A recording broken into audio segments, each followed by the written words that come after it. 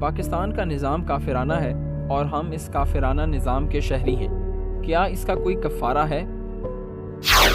ہم ایسے ملک میں رہ رہے ہیں جس میں اللہ کا قانون نافذ نہیں ہے، جس کا مالی نظام سود اور جوئے پر ہے. ہم اس کو بدل نہیں سکتے. کیا کریں؟ کہاں جائیں؟ کس طرف جاؤں؟ کسے دیکھوں؟ کسے آواز دوں؟ اے ہجوم نامرادی، دل بہت گھبرائے ہیں. کہاں جاؤں؟ دنیا میں ایک انچ نہیں ہے، کوئی ملک نہیں ہے جہاں اے اللہ تیرا دین قائم ہو. جائیں تو کہاں جائیں؟ دیکھیے، ہماری بندگی جزوی ہے. نمازیں ہم پڑھ رہے ہیں، روزے ہم رکھ رہے ہیں، مسجدیں عالیشان بنائے ہیں، مدرسے بھی بہت بڑے بڑے بن گئے ہیں، واقعی اس میں کوئی شک نہیں. لیکن سوال یہ ہے کہ اوپر جو چھت ہے وہ تو کافرانہ ہے. قانون تو اللہ کا نہیں ہے، کتاب و سنت کے احکام تو نافذ نہیں ہے. ہاں، نماز ہے، روزہ ہے، حج ہے، زکات ہے. تو نماز اور روزہ تو ہندوستان میں بھی ہو رہا ہے. تو چند ایک مسجدیں ہیں جنہیں وہ تاریخی اعتبار سے کہتے ہیں کہ یہ ہمارے مندر ہوتے تھے جنہیں مسجد بنایا گیا، ورنہ وہاں پر ہزاروں لاکھوں مسجدیں ہیں. اب آج ہیں، لوگ نمازیں پڑھتے ہیں، کوئی روکتا ہے انہیں؟ ہم نے یہ ملک بنایا تھا کہ یہاں اسلام کا نظام قائم کریں گے. نماز تو آپ امریکہ میں جا کر پڑھیے، امریکہ کو کوئی اعتراض ہی نہیں. لیکن تم کہو کہ اسلام کا نظام ہم قائم کریں گے، نہیں کرنے دیں گے تمہیں کبھی بھی. تم چاہو کہ تم اسلام کا معاشی نظام قائم کرو، کبھی اجازت نہیں دیں گے. تم چاہو کہ اسلام کی معاشرتی اقدار کو تم قائم کرو، کبھی نہیں کرنے دیں گے. یہ ہے اس وقت جو ہمارے ساتھ پیش آ رہا ہے معاملہ. پورا مغرب اس پر اڑا ہوا ہے.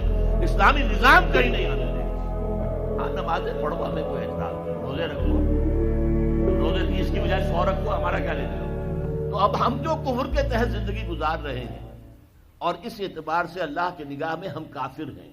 لیکن سوال یہ ہے کہ جائیں تو کہاں جائیں، کریں تو کیا کریں. نظام کفر کا ہے.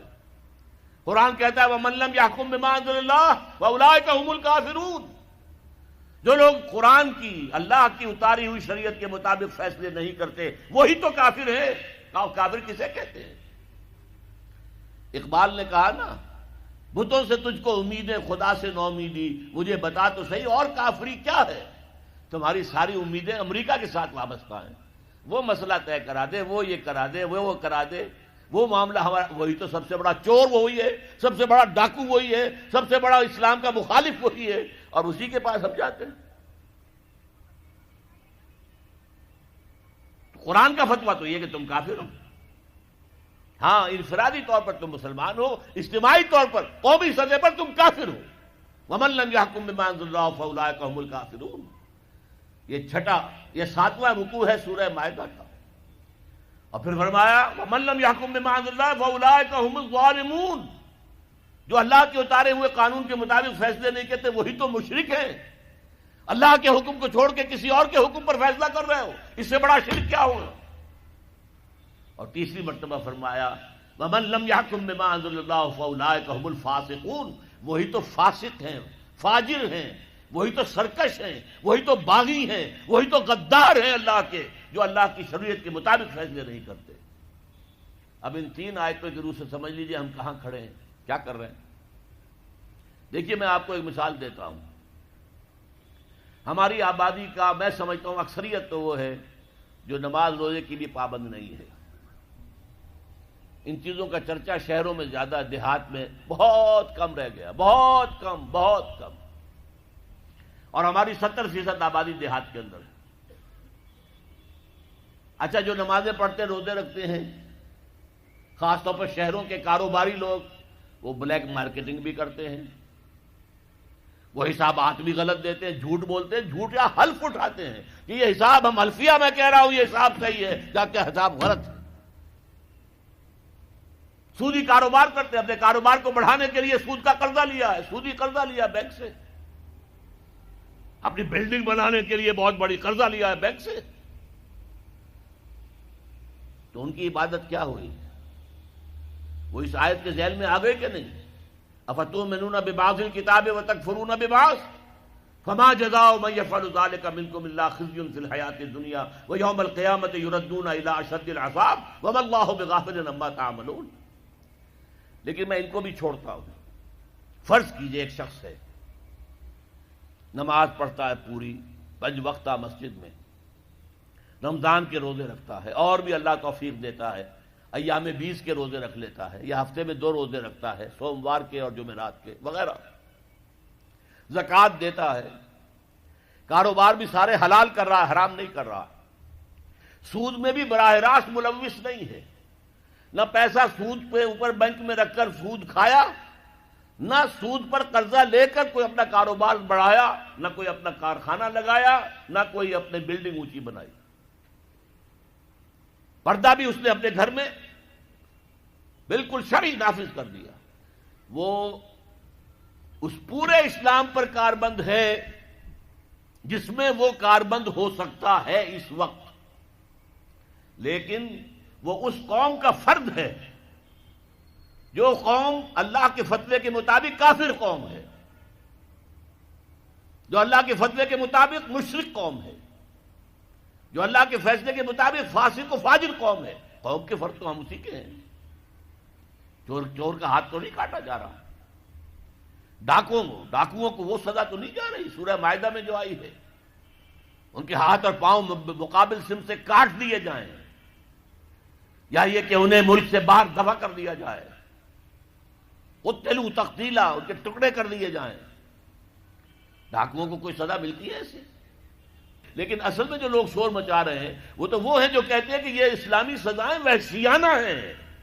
بے نظیر بھٹو کا کہنا ہے یہ وحشیانہ سزائیں ہیں، اللہ کی دی ہوئی سزائیں وحشیانہ ہیں. معاذ اللہ ثم معاذ اللہ ثم معاذ اللہ، کلمہ کفر ہے.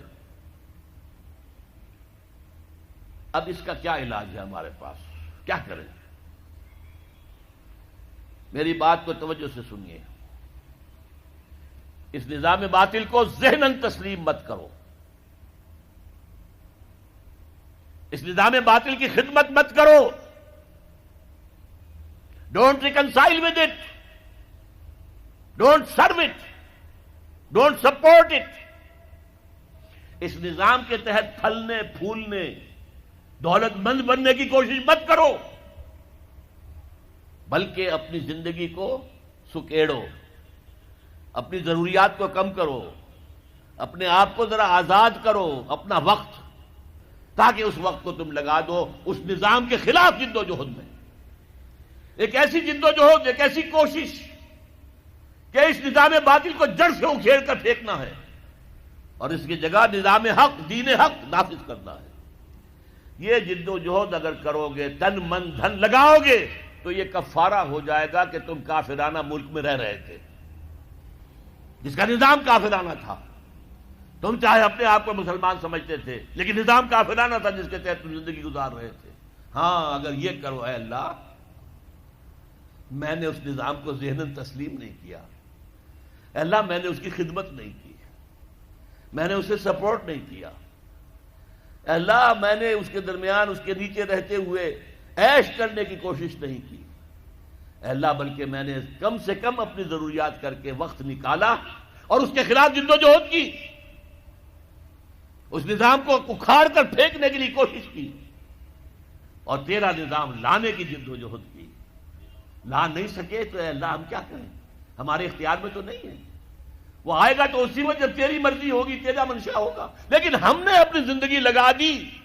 اگر تو یہ ہے تو کفارہ ہو گیا، اللہ کے عذاب سے آپ بچ جائیں گے. اگر یہ نہیں کہہ سکتے، آپ تو بھر اپنے باطل نظام میں رہ رہے ہیں، عیش کر رہے ہیں، اور آپ پھیلنے پھلنے پھولنے کی کوششیں کر رہے ہیں، اور زیادہ عیش مل جائے اور زیادہ آسائشیں مل جائے، بڑا مکان بنا لوں اور بڑا محل بنا لوں اور بڑی حویلی بنا لوں اور کاروبار پھیلا لوں، 1 مل تھا 2 بن جائیں، 2 کے 3 ہو جائیں.